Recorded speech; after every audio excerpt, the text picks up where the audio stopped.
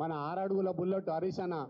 మీ అందరూ తెలుసు కదా, అన్న ఎక్కడ కాలు పెడితే అక్కడ విజయం అన్న మాట్లాడతాడు. ఎందుకంటే నిజంగా కూడా మనం సిద్దిపేటతో పోటీ పడలేం, కానీ ఇప్పుడు సుల్తాన్ వచ్చినాక మన నియోజకవర్గం మంచి మెజార్టీ ఇస్తామని చెప్పేసి ఈ సందర్భం తెలియజేస్తూ ఇప్పుడు అన్న మాట్లాడాల్సిందిగా కోరుతున్నాం. జై తెలంగాణ. చాలా రోజులు జై కాంగ్రెస్ అన్నారు, ఇప్పుడు మర్చిపోవాలిగా. జై తెలంగాణ, జై కాంగ్రెస్ అన్నారు, ఇప్పుడు జై టీఆర్ఎస్ అనాలి. జై తెలంగాణ, కేసీఆర్ గారి నాయకత్వం. జై తెలంగాణ.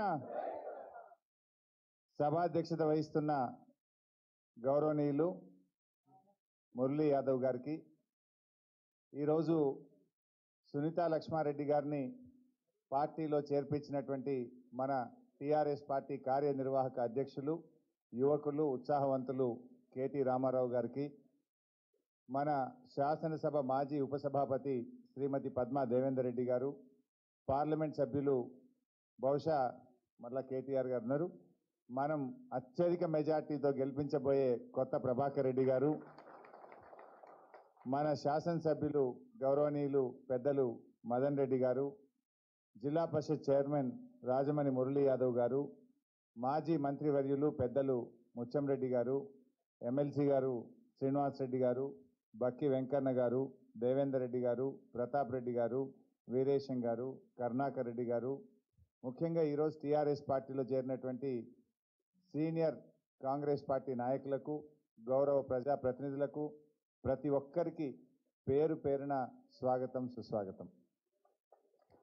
ఈరోజు సునీతా లక్ష్మారెడ్డి గారి చేరికతో డెఫినెట్గా ఒక నర్సాపూరే కాదు, మెదక్ జిల్లాలో టీఆర్ఎస్ పార్టీ మరింత బలోపేతమవుతుందని చెప్పుకోక తప్పదు.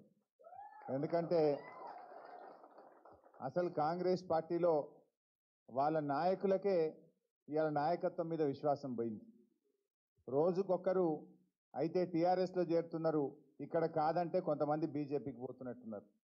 అంతే తప్ప అసలు కాంగ్రెస్ పార్టీకి రాష్ట్రంలో భవిష్యత్తు లేదు అనే విషయంలో అందరికీ స్పష్టత వచ్చింది. ఇంకో 20 ఏళ్ళైనా 30 ఏళ్ళైనా ఈ రాష్ట్రంలో ఉండే పార్టీ కేవలం టీఆర్ఎస్ పార్టీ అనేటువంటిది ఇవాళ ప్రతి ఒక్కరికి కూడా అర్థమైంది. టీఆర్ఎస్ పార్టీ అనేది ఉద్యమంలో తెలంగాణ సాధించడమే కాదు, ఇవాళ రాష్ట్ర అభివృద్ధిలో కూడా దేశానికే ఆదర్శంగా మన తెలంగాణ రాష్ట్రం నిలబడ్డది. ఒకనాడు బెంగాల్ మోడల్ అన్నారు, తర్వాత గుజరాత్ మోడల్ అన్నారు, తర్వాత కేరళ మోడల్ అన్నారు. కానీ ఈరోజు దేశం మొత్తం ఏం మాట్లాడుతుంది? తెలంగాణ మోడల్ అని మాట్లాడుతూ ఉంది. తెలంగాణలోని మిషన్ కాకతీయ చెరువుల కార్యక్రమం దేశానికి ఆదర్శంగా అయింది. మన రైతు బంధు పథకం దేశానికి ఆదర్శమైంది. మన మిషన్ భగీరథ పథకం దేశానికి ఆదర్శమైంది. ఇవాళ దేశం మొత్తం తెలంగాణను చూసి నేర్చుకుంటుంది. ఇది నిజంగా తెలంగాణలోని ప్రతి ఒక్కరు కూడా గర్వపడాల్సినటువంటి అంశం. మొన్న ఈ మధ్య కాలంలో దేశంలో ఒక సర్వే చేస్తే 29 మంది ముఖ్యమంత్రుల్లో నంబర్ 1 ముఖ్యమంత్రి ఎవరంటే మన కేసీఆర్, మన తెలంగాణ ముఖ్యమంత్రి ఉండడం నిజంగా మనందరికీ అదృష్టం. దీన్ని బట్టి ఏమర్థమవుతుంది? అభివృద్ధిలో దేశానికి మోడల్గా ఉన్నాం, పనితీరులో మన ముఖ్యమంత్రి దేశానికే నంబర్ 1గా ఉన్నాడు. అందుకే ఇవాళ కాంగ్రెస్ బీజేపీ పార్టీల పరిస్థితి ఈ రాష్ట్రంలో చాలా దయనీయంగా అయిపోయింది. వాళ్ళ పరిస్థితి సీట్లు గెలవడం కాదు, మన కళ్ళంలో ఏదైనా మిగిలిపోతే పరిగేరుకుండు అనే పదం మనం మాట్లాడుకుంటాము. పరిగేరుకున్నట్టు ఓట్లు ఏరుకునే పరిస్థితి ఇవాళ కాంగ్రెస్ బీజేపీ పార్టీల పరిస్థితి రాష్ట్రంలో. వాళ్ళకి ఏం చేసినా కూడా ఎన్ని డిపాజిట్లు వస్తాయని మాట్లాడుకోవాలే తప్ప ఎన్ని గెలుస్తామని మాట్లాడే పరిస్థితి ఇవాళ బీజేపీకి కానీ కాంగ్రెస్ కానీ లేదు. ఇవాళ వాళ్ళు ఒక విచిత్రమైన పరిస్థితి. జనరల్గా దేశంలో రాజకీయాల్లో కానీ మన రాష్ట్ర రాజకీయాల్లో ఇది ఒక కొత్త శకం అని చెప్పుకోవచ్చు. నిజానికి పోటీ అనేది ప్రతిపక్షంతో మాట్లాడాలి, కానీ ఈరోజు పోటీ టీఆర్ఎస్ పార్టీ నాయకులుగా మనకు మనమే ఎక్కువ మెజార్టీ తెచ్చి మన కేసీఆర్కు బహుమానంగా ఇవ్వాలి. ఏ పార్లమెంట్ ఎక్కువ మెజార్టీ ఇస్తుంది, ఏ అసెంబ్లీ నియోజకవర్గం ఎక్కువ మెజార్టీ ఇస్తుందన్నంత స్ఫూర్తితో ఇవాళ టీఆర్ఎస్ పార్టీ పనిచేస్తుంది. పోటీ మనకు మనమే తప్ప మనకే బీజేపీ కాంగ్రెస్ కాదు. వస్తున్నారు రాహుల్ గాంధీ, నరేంద్ర మోడీ గారు బాగానే తిరుగుతున్నాడు. ఇవాళ జహీరాబాద్ రాహుల్ గాంధీ గారు వస్తే 15,000 కుర్చీలు వేస్తే 5,000 కూడా నిండలే, మొత్తం కాలే వెనక. జనం రాని పరిస్థితి, వెలవెలబోతున్న పరిస్థితి. మొన్న మెదక్లో కూడా కాంగ్రెస్ అభ్యర్థి నామినేషన్ వేయడానికి వస్తే వేసినే 1000 కుర్చీలు వెనకకు బారాన కాలే ఉన్నది. అంటే కాంగ్రెస్ పార్టీకి కార్యకర్తలు కూడా కరువైపోయింది. ప్రజలైతే పట్టించుకునే పరిస్థితే లేదు ఈరోజు. ఇలా రాహుల్ గాంధీ గారు నిన్న ఆంధ్రప్రదేశ్కి పోయి ప్రత్యేక హోదా ఇస్తా అన్నాడు. సంతోషం, ఇవ్వండి. నేను అనుకున్నా ఇవాళ జైరాబాద్కి వచ్చింది కదా, ఏమైనా కాళేశ్వరంకు జాతీయ హోదా ఇస్తాడేమో, ఏమైనా తెలంగాణ గురించి మాట్లాడతాడేమో అనుకుంటే ఒక్క మాట కూడా తెలంగాణ గురించి ఆయన మాట్లాడలేకపోయినాడు. ఇక నరేంద్ర మోడీ గారు వారు కూడా ఇక్కడ ఈ రాష్ట్రంలో వచ్చి తిరుగుతూ ఉన్నాడు.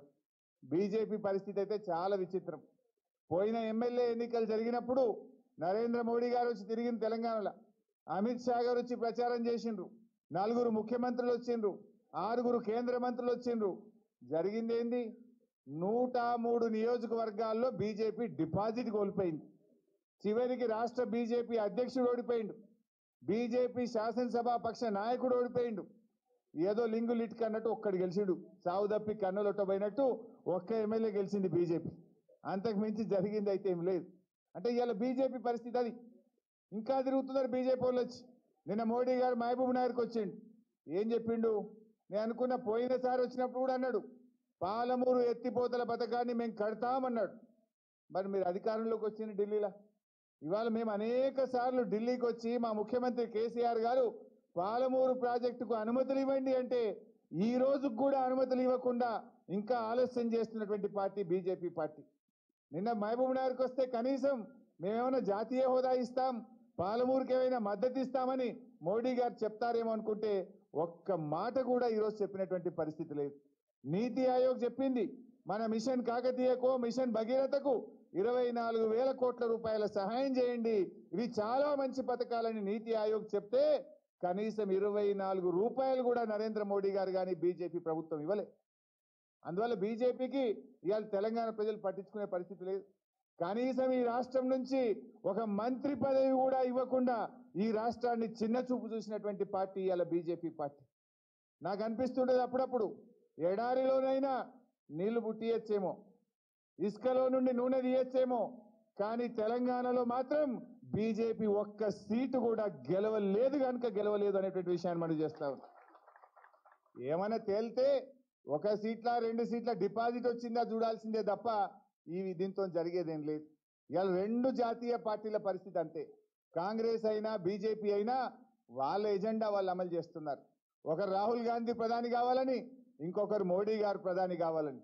కానీ మన టీఆర్ఎస్ పార్టీ మనం 16కు 16 సీట్లు గెలిస్తే ఇవాళ ఎవరో ప్రధానమంత్రి కావడం కోసం కాదు, మన రాష్ట్రంలో ఒక కాళేశ్వరానికి జాతీయ హోదా సాధించాలి, మన బయ్యారం ఉక్కు కర్మాగారాన్ని సాధించాలి, కేంద్రం నుంచి న్యాయంగా మనకు రావాల్సిన వాటాను మనం సాధించేందుకు ఇవాళ 16 ఎంపీలు గెలవాలని మనం కోరుకుంటున్నాం. మనం ఒక పదవి కోసం కాదు, ఈ రాష్ట్ర అభివృద్ధి కోసం, ఈ రాష్ట్రంలోని ప్రజల సంక్షేమం కోసం, ఈ రాష్ట్రానికి కేంద్రం నుంచి న్యాయంగా రావాల్సినటువంటి వాటా కోసం ఇవాళ 16కు 16 ఎంపీలు మనం గెలవాలి. మన పరిస్థితి ఏమైంది? జాతీయ పార్టీలకు ఓటేయాలి, వాళ్ళు కుర్చీలో కూర్చున్నాక మనం వాళ్ళకు దండం పెట్టుకుంటా, దరఖాస్తు పెట్టుకుంటా ఢిల్లీ చుట్టూ వాళ్ళ చుట్టూ తిరగాల్సిన పరిస్థితి వచ్చింది. రేపు 16 ఎంపీలు మనమే గెలిస్తే ఢిల్లీయే ఈ తెలంగాణ భవన్కు దిగొచ్చి మీకేం కావాలో చెప్పండి చేస్తామంటారు. మనం ఢిల్లీకి పోవాల్సిన అవసరం కాదు, కేంద్ర ప్రభుత్వమే మీ మద్దతు మాకు ఇవ్వండి, మీ రాష్ట్రానికి ఏం కావాలనో చేస్తామనేటువంటి పరిస్థితి వాళ్ళే ఇవాళ హైదరాబాద్కో మన తెలంగాణ భవన్కి వచ్చే పరిస్థితి వస్తుంది. అందుకే ఇవాళ మనం ఒక బలమైన శక్తికి ఎదగాల్సిన అవసరం ఉంది. తప్పకుండా కేసీఆర్ గారి నాయకత్వంలో ఈ రాష్ట్రంలో 16కు 16 సీట్లు టీఆర్ఎస్ పార్టీ ఖచ్చితంగా గెలిచి తీరుతుంది. బ్రహ్మాండమైన మెజార్టీలతో గెలుస్తాం. ఇవాళ దేశంలోనే మంచి మెజార్టీలతో మనం మన తెలంగాణలో గెలవబోతా ఉన్నాం. మరి సుంతా లక్ష్మారెడ్డి గారు కూడా ఈరోజు మన పార్టీలో చేరడం చాలా సంతోషం. నేను అందరం కూడా కలిసి పనిచేద్దాం. మా మండల పార్టీ అధ్యక్షులు కానీ సర్పంచులు మీ అందరితో కోరేది, ఏదైనా కొత్త సంసారం అన్నప్పుడు కొన్ని సమస్యలు ఉంటాయి. కొద్దిగా ఓపికతో పనిచేసుకోవాలి, కలిసిమెలిసి పనిచేసుకుందాం. మనం అంతిమంగా నర్సాపూర్ అభివృద్ధి మనకు జయం. నర్సాపూర్లో 1,00,000 ఎకరాలకు గోదావరి నీళ్లు తేవడమే మన లక్ష్యం. ఆ దిశగా మనం మంచిగా పనిచేసుకుందాం. అందరం ఓపికతోని సంయమనంతోని కలిసిమెలిసి పనిచేసి నర్సాపూర్ నియోజకవర్గ అభివృద్ధి కోసం, మెదక్ జిల్లా అభివృద్ధి కోసం, కొత్త ప్రభాకర్ రెడ్డి గారిని బ్రహ్మాండమైనటువంటి మెజార్టీతో గెలిపించడం కోసం